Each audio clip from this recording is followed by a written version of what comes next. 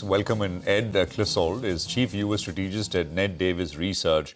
Ed, good to have you with us here. Thank you very much for joining us here on CNBC TV 18.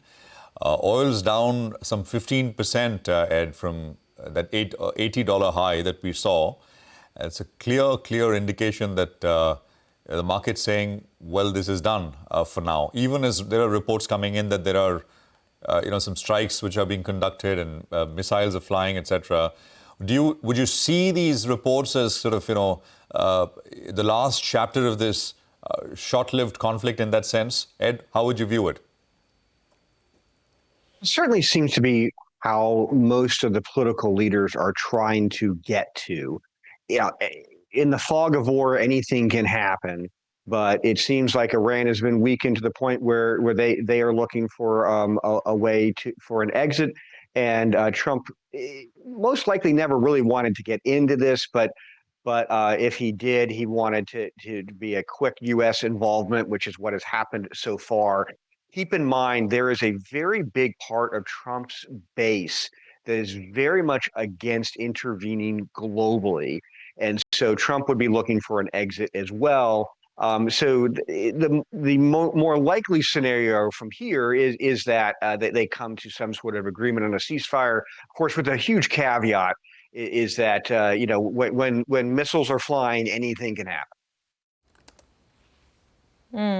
Ned, hi, good to have you on. But the market all this while has been interpreting this as a limited conflict, one that will not have much impact on the supply of oil.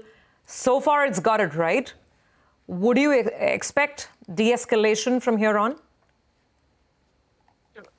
Look at it in a slightly bigger perspective. And what happened last week? Look, the S&P 500 was down 4 out of 5 days by about 1.5%.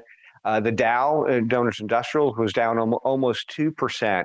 So the initial reaction to the Israeli attacks was one that was somewhat negative. Now, we've studied almost 60 different crisis events. These are U.S.-centric crisis events, but over 60 of them going back to 1907. And there's a pretty consistent pattern where there's an initial knee-jerk reaction, but in short order, the market tends to recover. And so that seems to be what's going on here. So by the time the U.S. got involved, well, it only was a week later, but in terms of an investor perspective, there's already time to digest it, maybe have the overreaction.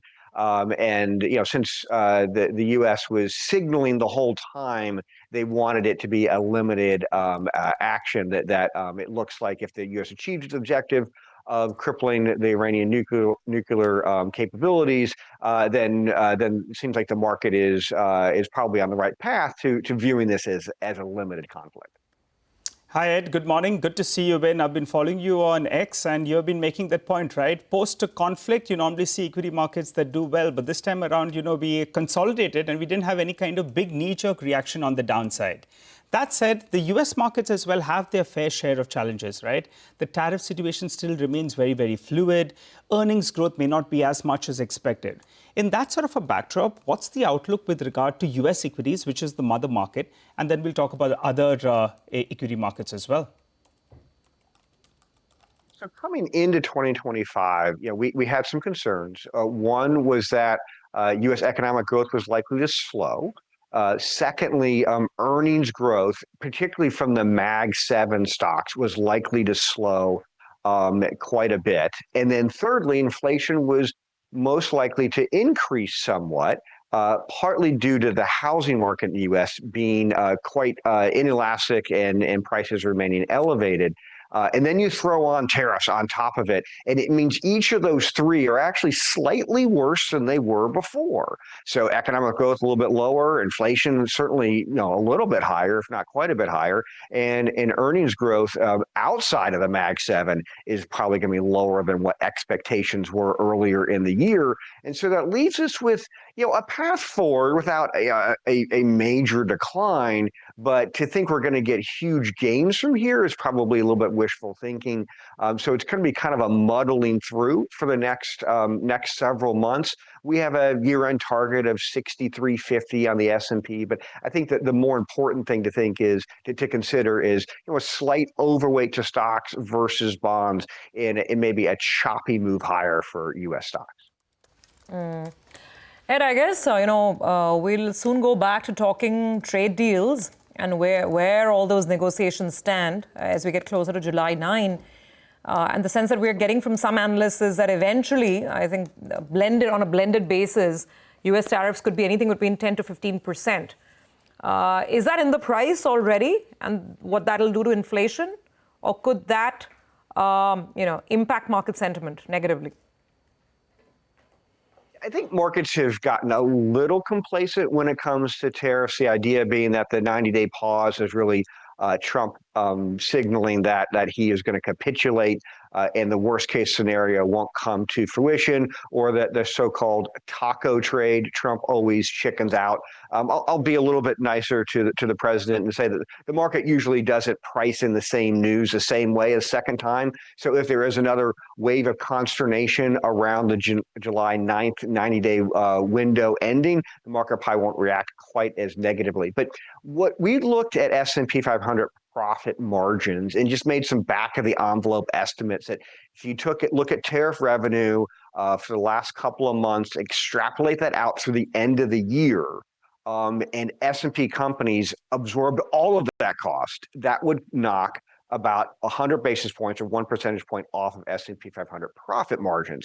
Now, that's kind of worst case scenario. Not all S&P companies are gonna absorb all of it. They'll pass some of it on to consumers. There'll be companies outside the S&P that'll absorb it, because keep in mind that those largest companies are the ones that can probably navigate this better, have the political clout to go to the administration and try to find some loopholes. And so we were thinking maybe it's about half that, about 50 basis point hit to profit margins, which could knock S&P 500 profit growth to around 5%. So there's some down. Consensus is still around 10%. So there's some more downward revisions from here. And then in terms of inflation, the more that's passed on to consumers is more that's going to show up in the inflation data. And in the U.S. CPI could move towards 3%.